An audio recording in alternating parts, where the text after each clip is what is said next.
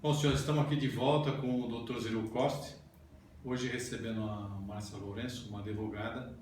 É a primeira vez que a gente recebe uma advogada aqui no escritório. Eu sempre tenho um pouco de medo de falar com o advogado.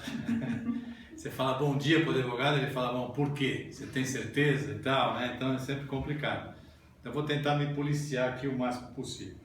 Mas um tema, Márcia, que está na pauta aí é sobre esse pessoal que tem recolhido ICMS, tem pago as suas dívidas, né? E está com uma taxa acima da taxa Selic, né? Como é que você tem visto isso e como é que está o comportamento do mercado? Pois primeiro eu quero agradecer pelo convite. Um prazer nosso. O que acontece é que muitas empresas, justamente por conta da crise, desse cenário difícil para todos os empresários, por uma questão de caixa, deixaram às vezes de fazer o recolhimento da COFINS ou do ICMS. Né? E isso foi se acumulando com o tempo, empresas puderam sofrer uma autuação e acabaram fazendo um parcelamento desse débito junto à Secretaria da Fazenda. A Secretaria da Fazenda do Estado de São Paulo, dentro dos últimos 5 anos, acabou por seguir uma legislação que inclui a taxa de juros de 0,13 ao dia. É um valor bastante significativo e que representa, na sua totalidade, ao final de um mês, um valor muito maior que a taxa Selic. E várias empresas têm buscado o judiciário para poder anular esse parcelamento. É inconstitucional cobrar acima da taxa Selic? É ilegal. Ilegal. Ilegal e inconstitucional. Inconstitucional também. Porque existe uma previsão na Constituição, quem tem que regular sobre isso é a União Federal. E os nossos tribunais eles já regularam que quem deve fazer isso é a União Federal e nenhuma taxa de juros pode exceder, para fins tributários, a taxa Selic. Há quem faça legislações, inclusive, que cumule índices com a taxa Selic. O governo do Estado de São Paulo fez isso, onerando bastante o empresariado.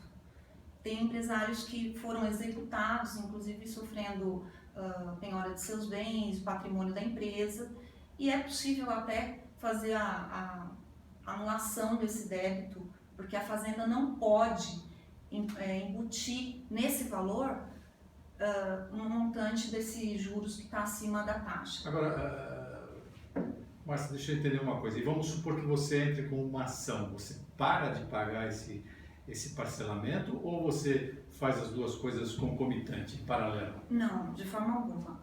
A pessoa que fez o parcelamento, ou ela fez porque ela sofreu uma autuação, ou porque ela realmente foi espontaneamente à Secretaria da Fazenda, mas ela não pode romper isso, porque senão vão vir diversas consequências. Ele continua pagando normalmente. Inclusive consequências penais, não é o recomendado. Existe uma forma de se discutir isso judicialmente mediante um depósito judicial. O depósito judicial ele estanca a cobrança e em juízo a empresa tem como aferir o montante relativo ao valor principal, à multa e aos juros. E no final do processo, o valor relativo ao principal, à multa, é convertido em favor da Fazenda e o valor excedente que nós calculamos relativamente acima da taxa Selic, ele é levantado pela empresa. E qual é a porcentagem, assim, não sei se você pode responder isso, mas de ganho, assim, de probabilidade de ganhar uma ação dessa? É 100%. Nós temos, inclusive, julgados, porque a Câmara Especial, a Turma Especial do Tribunal de Justiça, ela já decidiu que é indevida essa taxa. Nós já tivemos casos, inclusive, em que o desembargador determinou que a própria execução fiscal fosse revista, o título da certidão de dívida ativa fosse revisto pela Fazenda. Simplesmente pelo fato dela colocar a legislação que determinava esse cálculo de 0,13 ao dia, ele mandou que a Fazenda retificasse a certidão de dívida ativa contra a empresa. Maravilha. Bom, Márcia, eu gostaria de agradecer aqui, o nosso tempo é bastante curto, mas dá para ver que a gente consegue passar a tarde inteira aqui discutindo impostos. Obrigada. Obrigado a você. Dr. Ziru Costa, nos vemos na próxima.